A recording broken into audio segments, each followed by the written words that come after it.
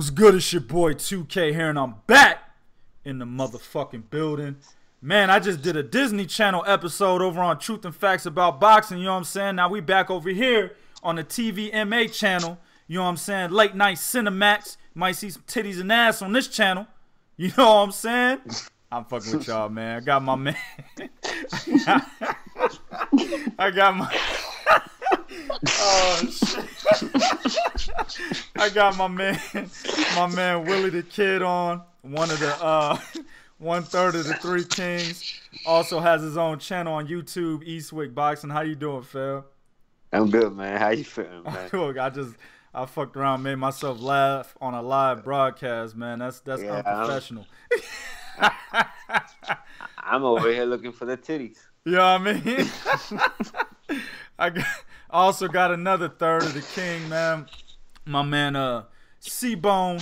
He's got his own podcast, Four Corners Boxing Talk on Blog Talk Radio. He's also on Three Kings Boxing. How you doing, family? What's up, guys? How y'all doing, man? Man, we doing good, man. And then, of course, my man, Disney Jr. got both from Truth and Facts About Boxing. How you doing, family? Shit, I was ready for the X-rated shit. I went, I went and got my bills and shit, dog. Fuck me all up now. I'm mad. Oh, people, this is what we do, man. We clown each other, man. I love all three of these guys. These are my family right here, man. This is a portion of the movement. It's a bunch of guys, man, and this is just a portion of the movement. So I wanted to bring everybody on for this particular video because I value everybody's input, and this is going to be the prediction video between the semifinal of the World Boxing Super Series at Cruiserweight. So tomorrow we should have Oleksandr Usyk, 13-0 with 11 knockouts. And we have Mairis Briedis, who's 23-0 with 18 knockouts. They're going to be fighting for the WBC and the WBO Cruiserweight title over in Mairis Briedis' neck of the woods in Latvia. So, who want to go first? Eeny, meeny, miny, Bo. How you feel about this fight, family, and who you got winning? Well, look, you know what? I got Usyk winning this fight, right? But now the question that remains, because everybody's looking at that Mike Hunter fight. If I recall correctly, I think Mike Hunter hadn't fought in like over a year, right? And he went and he gave Usyk some problems. He was able to hit Usyk with a basic 1-2, but you know Usyk fought a type of fight that he probably shouldn't have fought, and then he couldn't finish Hunter. Hunter was dead on his damn feet, so he couldn't finish him. Right. You got that fight.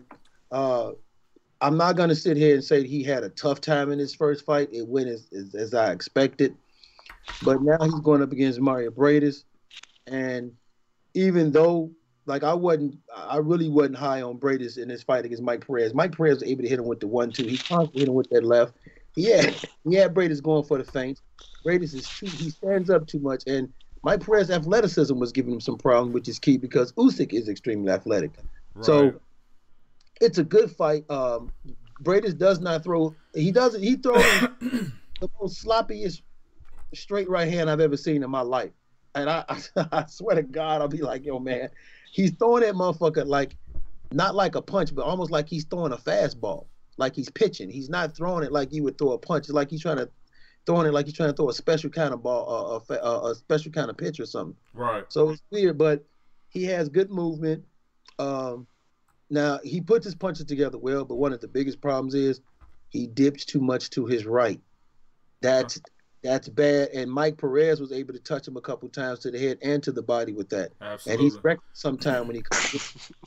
If Usyk fights Oleksandr Usyk's type of fight, like he should fight. Back when we saw him when he fought I forget the dude's name, is like Muchung, I forget that guy's name. That one guy, the last fight when James Ali Bashir was in his corner. Yeah, the African cat, right? I can't remember his name either now. I need to talk about. Same thing. Muchino. Thank you, sir. Muchino, and the same way he fought Marco Huck.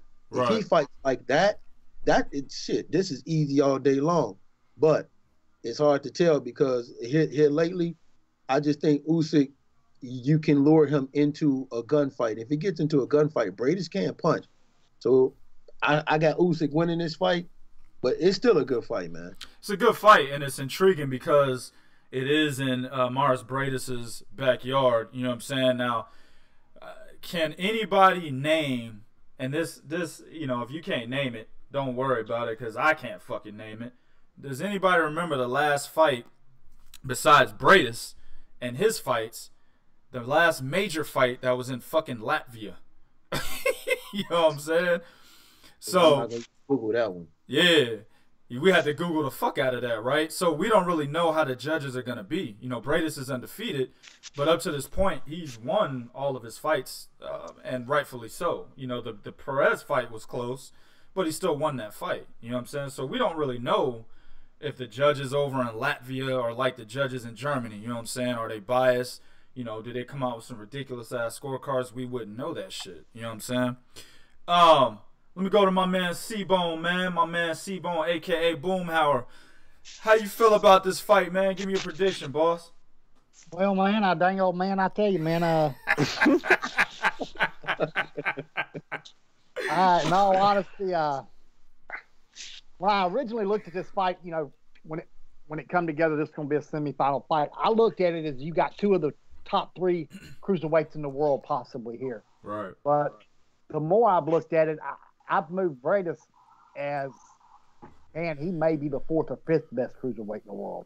Okay. The more I've looked at it, he's a good, solid fighter, but he's got some faults, man. He's got some serious faults. I agree.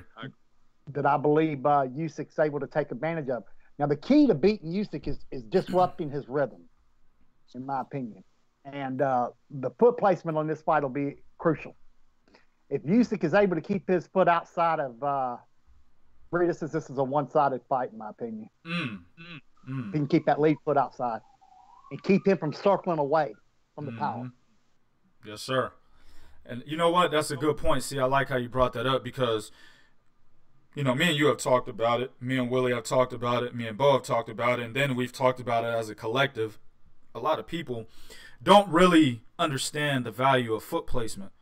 A lot of motherfuckers are too busy watching the punches. You know, they're too busy watching the action above the waist. They're not really looking below the waist. You know what I'm saying? Exactly. If Guillermo Rigondeaux, you know, the guy that Willie no longer recognizes as a human being, if he would have... Who? Right. If his fight with Lomachenko was supposed to be as good as we thought it was going to be on paper, right? Then that fight would have been an excellent fight to watch the footwork and not really watch above the waist, right? Yeah, I could have watched just the feet of that fight. Yeah. Yeah, and that's what I was saying. That's actually what I was trying to do, but you know, other things happen. But anyway, you know what I'm saying? But what fight? Right, right. What fight? But yeah, that foot placement is gonna be key. And without going too deep into it, because I'm gonna pass to my man Willie the Kid, that foot placement is gonna be key because it really helps the fighter who's got the correct foot placement. He can dictate the pace a lot better, and he can get in and out of range a lot better than his opponent, right? His opponent is going to have to find himself in there if he doesn't have the right positioning. It's even more crucial when an orthodox and southpaw fighter fights each other like that. Absolutely. Yeah. And also, go ahead, Willie. Only thing is, too, that with his movement is predictable because he only moves in one direction. That will help him early on as the fight progresses. If he gets that far, he's gonna have some issues there. I don't think he throws he squares himself up. He leaves himself wide open right there in front of the opposition. He dips his head low to the right almost every fucking time. Yeah. And he tends to go straight back a lot. So a lot of times he's gonna make it harder on himself. I believe I think this could be man, this might not even be as close as we think it's gonna be.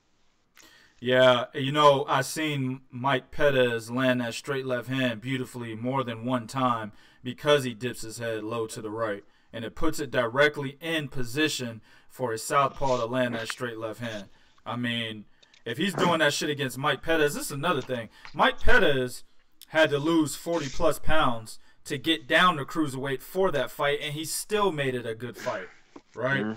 When a guy loses that much weight, I mean, just think about it, right? Let's say Adrian Broner walks around at 180 and he loses all this weight to get down to 140. You know what I'm saying? Like within a certain amount of time, a small window, right? Because his last, Mike Pettis' last fight, I believe, was at like 240. 244 or something like that. He fought one fight at cruiserweight, like 3 months before the Briedis fight. Okay. So he actually, you said it was 2 months. So how much time was it, his fight at heavyweight to the fight against Briedis? How much time was that? Oh man, I think he fought Pavek in his last heavyweight fight, and that was like the end of 2015. Okay, all right. So it wasn't that short a time, but the point is, he still had to go down to cruiserweight. And while he did get acclimated with that one fight in between, it's still a lot of weight to lose because Mike Pettis was a big heavyweight. That's kind of like Bryant Jennings. And I talked about him. I don't think Bryant Jennings can be, competitive at heavyweight just because the guys are just much better than him, right? And I said if he could get down to cruiserweight, he could be pretty good. But the problem with Jennings is I think he's too big. It would be the same thing with Mike Pettis. So it was interesting. It's an interesting fight. Let me ask y'all this. Michael Hunter's jab, though, fellas. That jab. I watched that fight again today. And Michael Hunter was beating the shit out of Usyk early in that fight because of 2 things. Actually, 3 things. Number 1, the jab. He was dictating the pace with the jab, and he stayed out of range. That's number 1. Number 2, right? He would jab him to the body, and he would make it to where he couldn't set up. He kept making Usyk reset, right? Then number 3, when Usyk would actually get in range, right, Michael Hunter would go over the top of Usyk's jab with a straight right hand. And he wouldn't land it all the time, and Usyk did a good job covering up, but that's just what he did. He covered up, and he moved back, and he had to reset. Also, Michael Hunter was always first. That's another thing. Do you guys think that Mairis Briedis, and I mean, if we look at him and Michael Hunter, Briedis is the better fighter, in my opinion, than Michael Hunter. Do you think Briedis can actually do the same shit Michael Hunter was doing in the ring? I'm going to go to Willie for this question. He could do a little simulation of it. I just don't see him implementing it. I don't think he has the discipline to. Okay. See? Simple as that. I don't think he has a big enough reach compared Hunter had. Hunter was right at 80 inches, if I'm not mistaken, or somewhere in that area. Good point. On his reach. Good point. And he has a lot stiffer jab, in my opinion, than what he did for that fight anyway. Let me rephrase that, because that fight, I mean, it kind of shocked me to see him do so well. I think Hunter had been out of the ring for like 11 months prior to that. And but Hunter's an ex-heavyweight himself. Yeah. So he's got a lot stiffer jab than what Briedis does. And it's like, but I did say, you know, when you asked me to break it down originally, that if you can dictate pace and keep Usyk out of rhythm, you can beat him. Yeah, absolutely. Yeah, absolutely. Just make him reset every time. That's all. If he gets in rhythm, man, he's hell to beat. I mean, he creates great angles, and he got some good combination punching. So, I mean, he's hell to beat if he can get in rhythm. Usually takes him a couple rounds. Right. To get too. Right. Bo? Well, the thing of it is I don't think he has the reach, nor does he have the footwork ability to make his jab effective like Michael Hunter was. Another good point. Michael Hunter was stepping into the jab, and then while stepping into the jab, he was giving Usyk feints and angles and coming with the right and then going down to the body and then following it up. Briedis doesn't fight like that. Briedis go with the jab, then he leans, and it's almost like he's looking to see if the opening is there instead of just letting his hands go and using what Willy which is a good word to say, or a throw. So I don't know if he has the reach nor the footwork to do what Hunter was doing. He gets squared up, man. So when he throws his punch, he doesn't bring his hand straight back right away. Yeah. Exactly. Yeah, his head and this is important. And then he's leaning right into his power hand. Mm. And one more good point that people don't understand is when you like watch the Hunter fight and then watch the Huck fight with Briedis and then watch the fight with Mike Perez. Hunter, when he would dip, he would tuck his chin to his chest. I say this and everybody be like, yo, man, what the fuck are you talking about?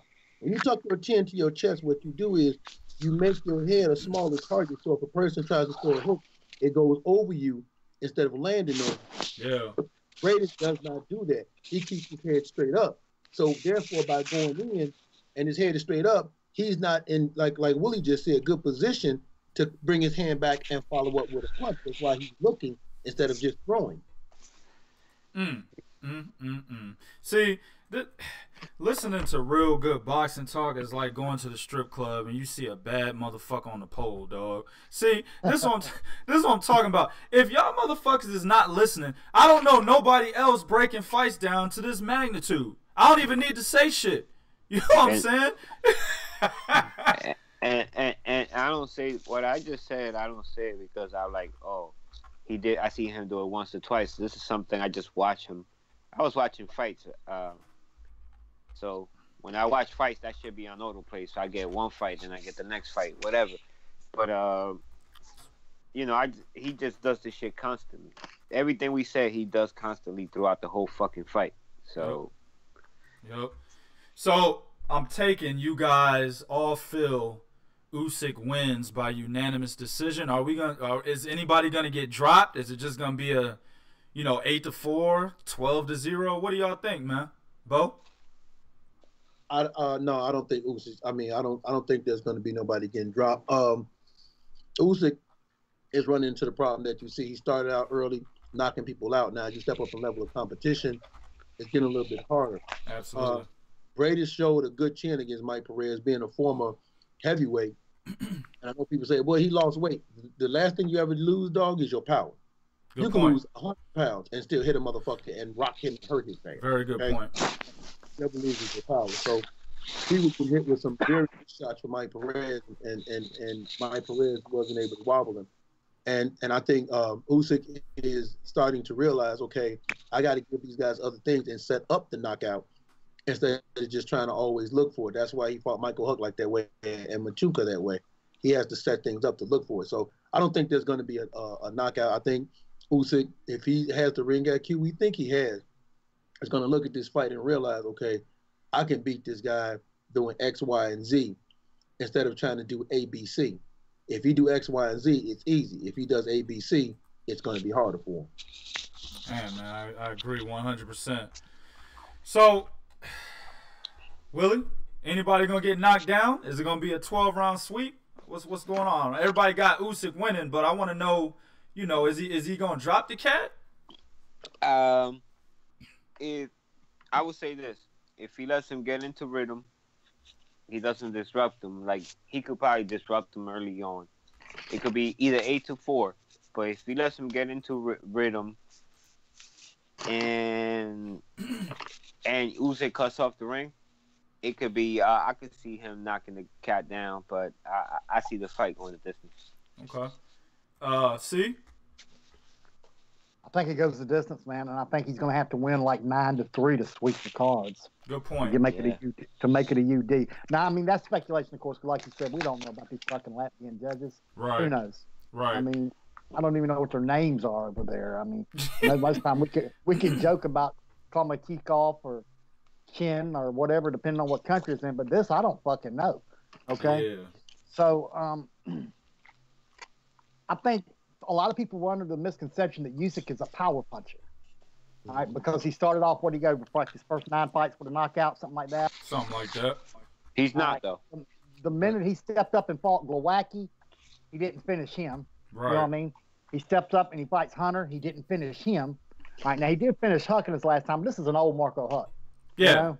Yeah. All right. So, and he stopped him with accumulation. Usyk is a boxer, guys. He's a boxer first and foremost. Yeah. And he was a lot. I don't know if all the listeners know this, but he was brought right up with Lomachenko from the time they were young. Absolutely. Okay.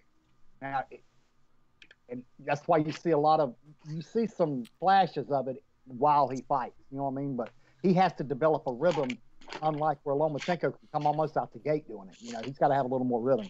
Yep. He's got to get wound up. I mean, he should have got a lot bigger body. And yeah.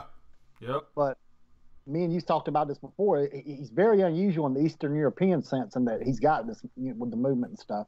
And he's not so straightforward. But The only way I could see a stoppage is a referee stoppage. I don't think he knocks him out at all. I agree. You know, in essence, I believe this is going to be a very technical, somewhat boring type of fight. As C just said, man, he's a boxer. You know what I'm saying? Don't go to this fight thinking a motherfucker gonna get knocked out the ring and shit. You know what I'm saying? That's it ain't gonna be Oleg Moskaev versus Hasim Rahman. That's not what you're gonna see. You know what I'm saying? Yeah. It's literally going to be a technical type of fight.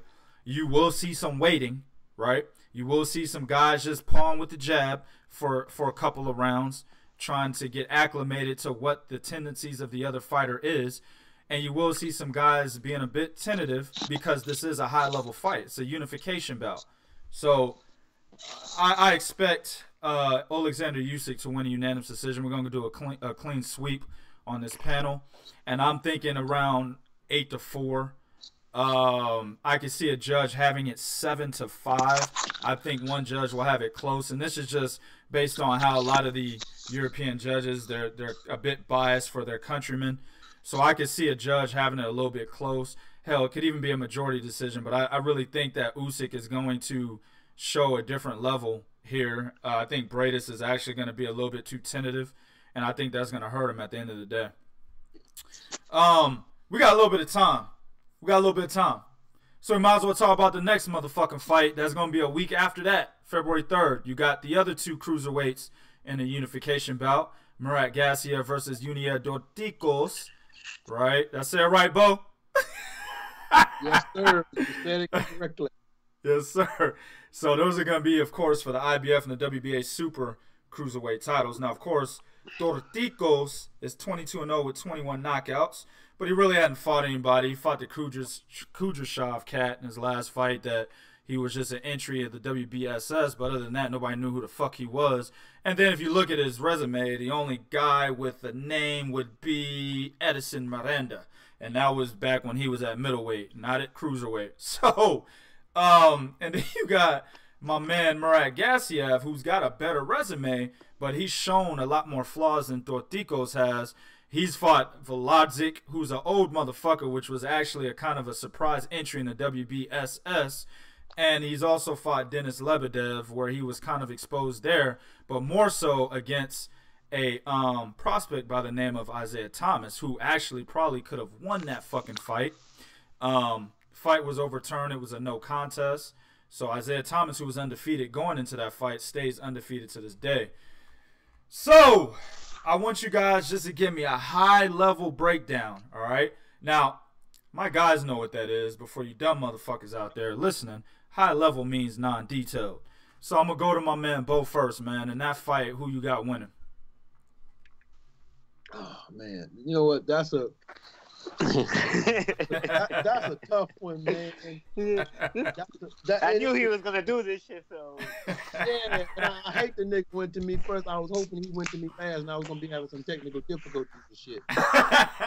But, you know what, man, I'm not even going to lie. That's a tough one, only because Mairis Briedis is not the last guy that Dorticos fought.